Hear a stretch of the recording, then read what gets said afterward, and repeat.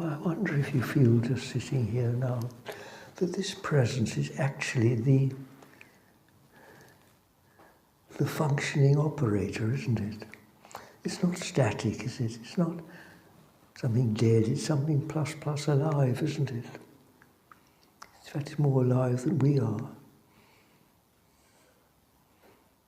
We are the things, aren't we? The things of this world. Because that is really where it all starts from. And then it sort of filters down into this.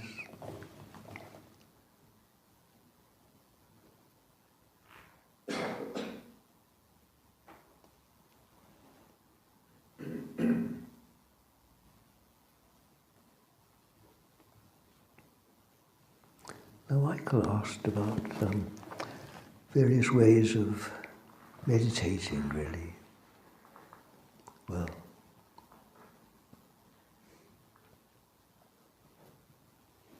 how many ways?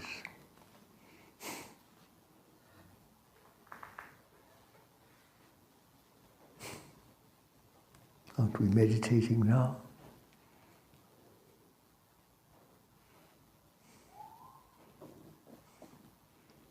There are many ways, aren't there?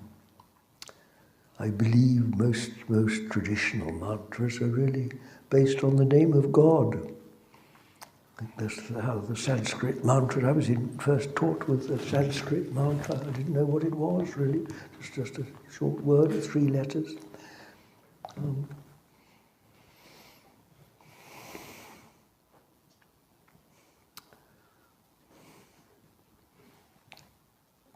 It was years later that,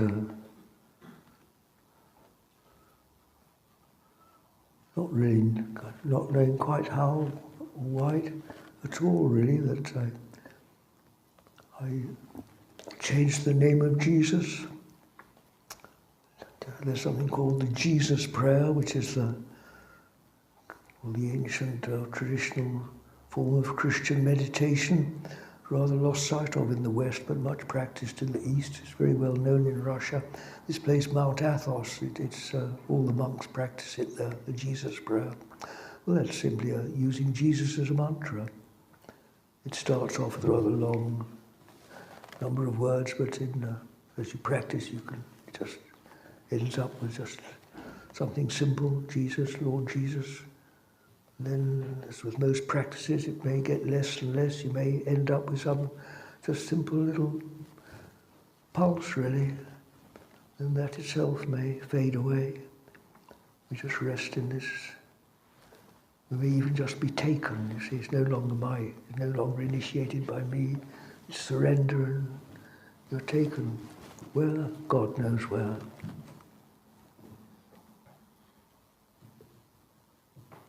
It's a long evolution, and everybody's progress is different. So that's why I don't like to be too dogmatic with a crowd, because you've all got different experiences.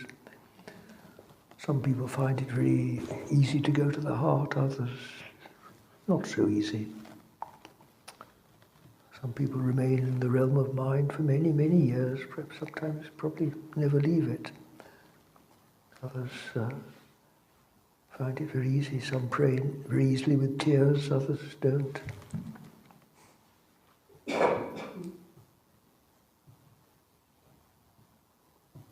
Basically, it's just surrender. And whatever helps you to surrender, then, or whatever helps you to move from the little me into something a bit bigger. What works, let it serve.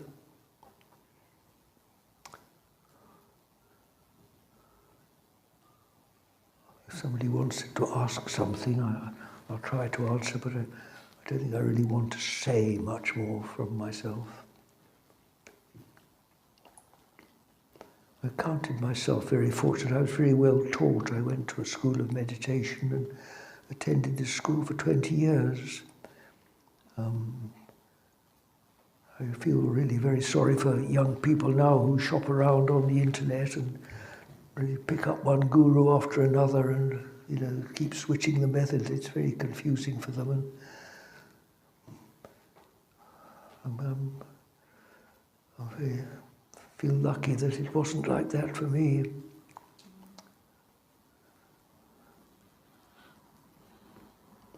But if anybody is not part of the anti-Jesus brigade, I do, if somebody asks me, I do recommend Jesus, because you're safe with Jesus. It's part of our tradition, isn't it? In our Western tradition, and unless you've got a good reason not to, I don't know anything better, really. And if you love Jesus and your heart and your belief and your faith becomes part of your meditation, then so much the better. And even if you feel a bit wishy-washy about it, at least it's not going to hurt you. Whereas some mantras are a bit of questionable, maybe. So it's worth being careful, I think, what you pick up on the internet. With Jesus, you're safe, at least in my experience. But above all, it again, in my experience, and the way I was taught, regularity. Every day, morning and evening. Don't try to do too much, don't be.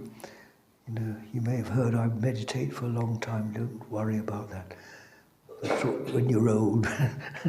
You can do what you like, but don't try to do too much when you're young. Short and regular is much more benefit than trying to do long periods. Half an hour's quite enough.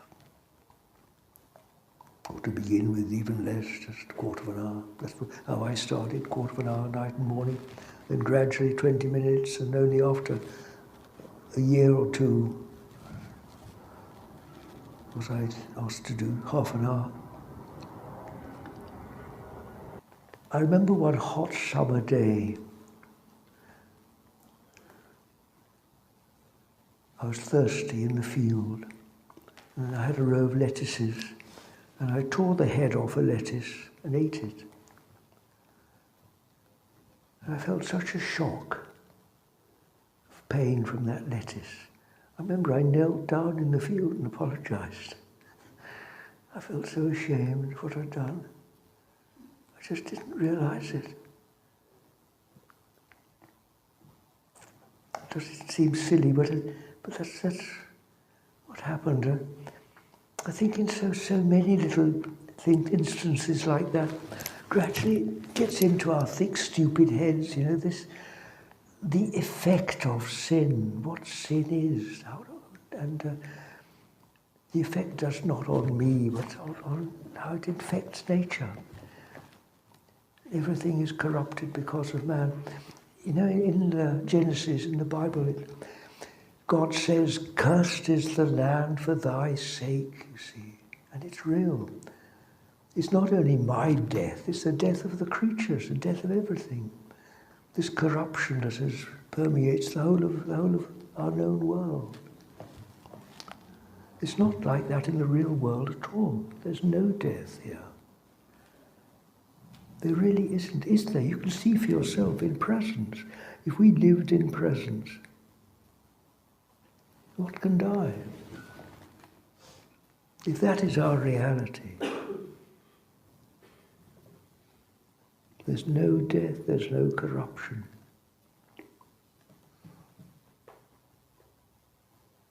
No darkness. It really is so. And in meditation, when we are taken beyond consciousness of our body and the world, what's there? Well, we can't say because it's beyond description, but we leave this behind, don't we?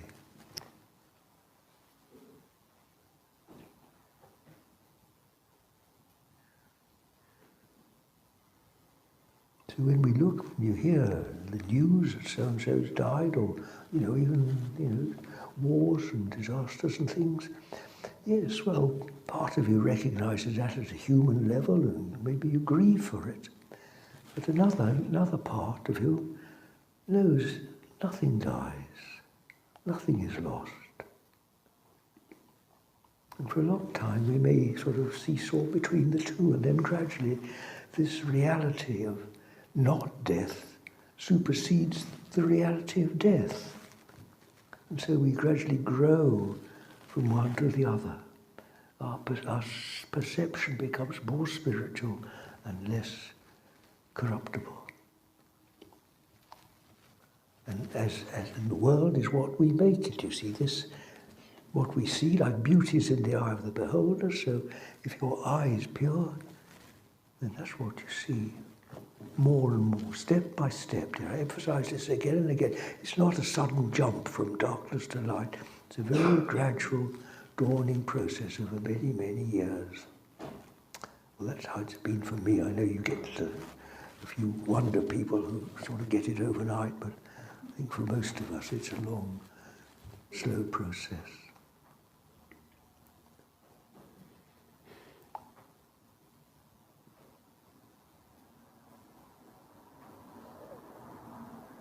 And eventually, see, we just die out of this world. We die out of childhood, we die out of all being school children, we die out of all these things. And eventually, we die out of mortality itself. We die out of death.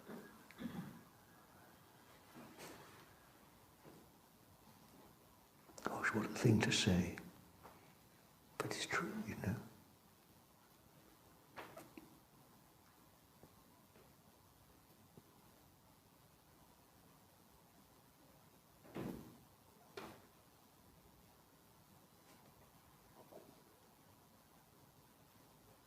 You can feel it, can't you, yourselves, this presence.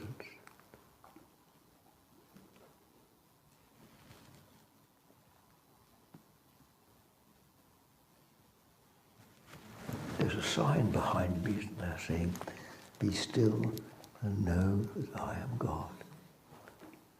It's right, isn't it?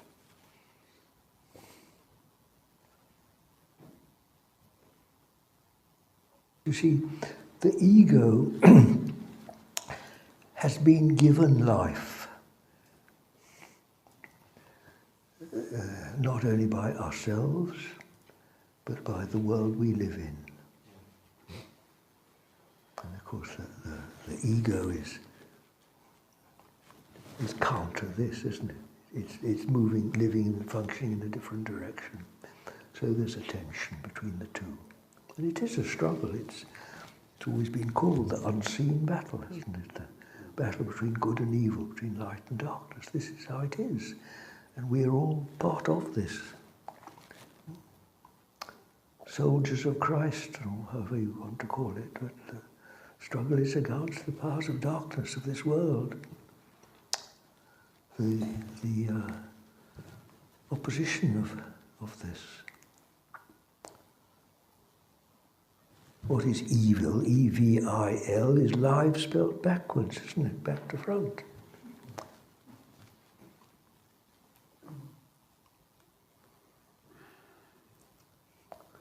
You know, well, just think of the fuss we make about death, for example. Here am I saying there is no death. Of course, most people just laugh at you. Even if they take offence, don't they? Gosh.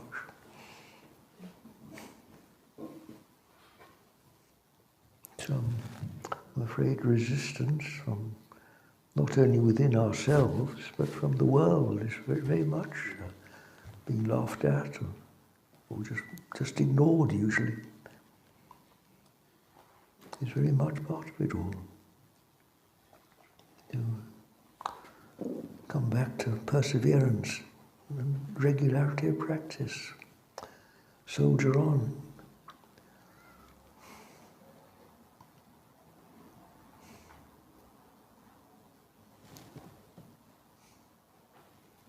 Sorry, dears.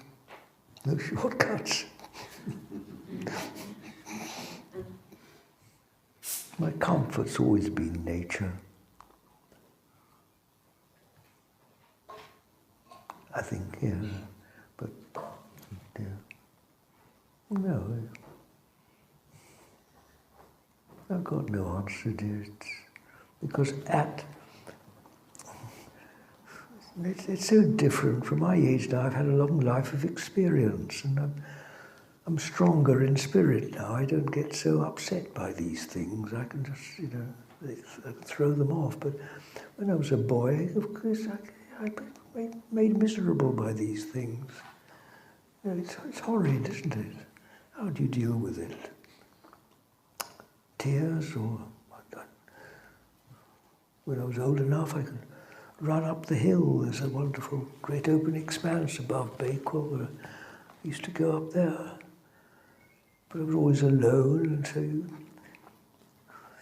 you're then faced with the other problem of loneliness, aren't you? Nobody understands. It's awful, isn't it? Can't bear to be with people, can't bear to be without. Nobody loves me, nobody wants me, nobody understands. It's awful, isn't it? I've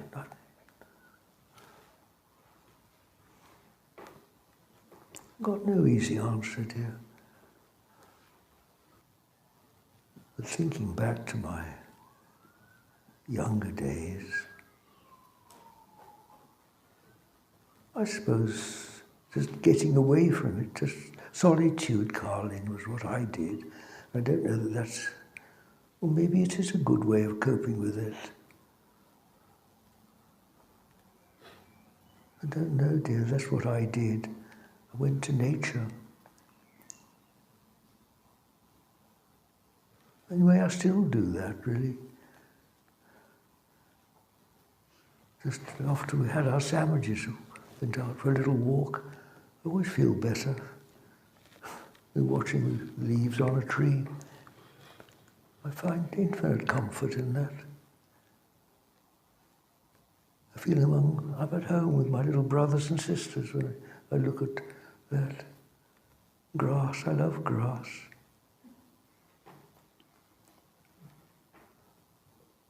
I've always thought that the happy people in life, the ones that are good at school and good at sport and go to pubs and know what to say and go, the successes in this life, they don't often go far in spirit, do they? I think it's the unhappy ones really are more spiritually blessed. Yeah. I really say that seriously.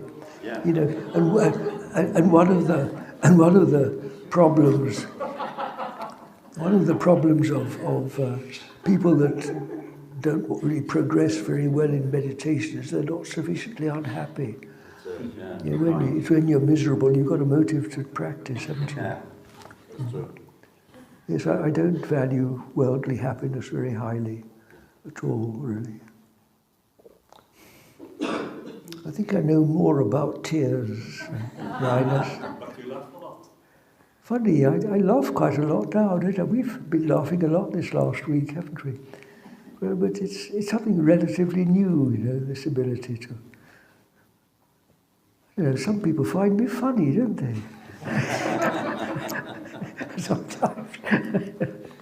It's something quite new, I can't tell you how new it is for me to be in this position, It's something completely alien to me. God knows why I'm pushed into this position.